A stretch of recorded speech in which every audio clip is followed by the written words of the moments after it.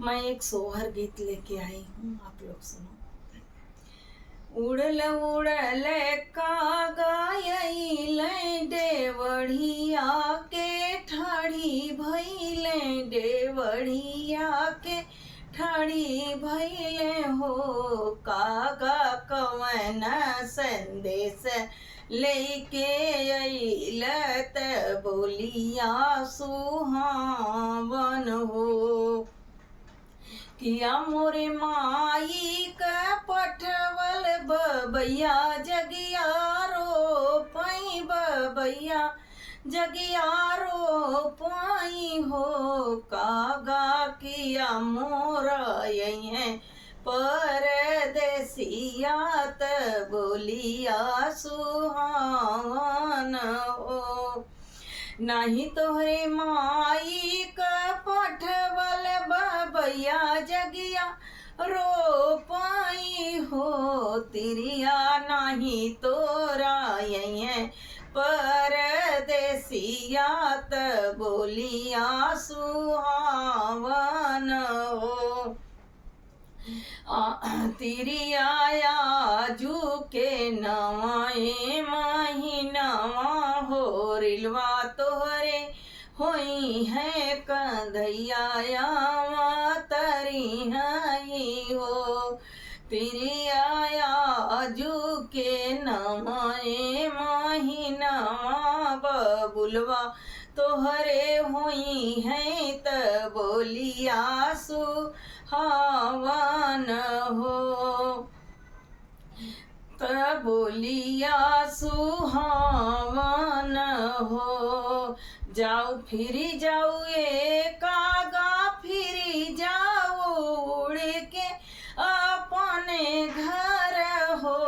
कागा जाऊ मोरे होई है बबुलवा त सोनावा मिढ़ै तोहरे ठोढ़े रूपे हैं दूनो डायन रूपे हैं दूनो डायन हो।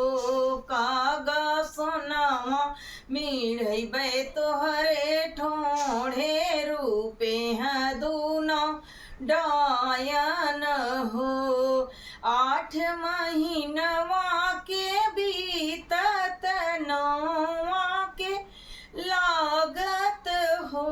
बहिनी बजैला गए अनधा बधैया उठ न लागै सोहर हो।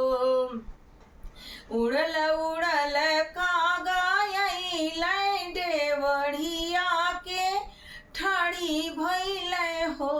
रानी सोनावा मिढ़ावा हमरे ठोढ़े रूपे हैं दूनो डायन रूपे हैं दूनो डायन हो। फिरी जाऊ ये कागा फिरी जायू अपने घरे जायू हो। कागा हमके दीहनी भगवान तुम्हारी काऊ जानी लहो।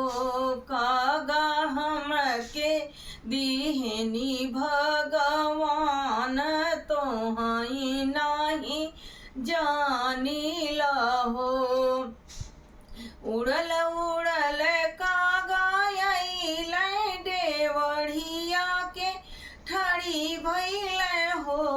कागा उड़ल उड़ल कागा अइलै डेवढ़िया के ठाड़ी भैले हो। कागा कवन संदेश लेके अइल त बोलिया सुहावन हो।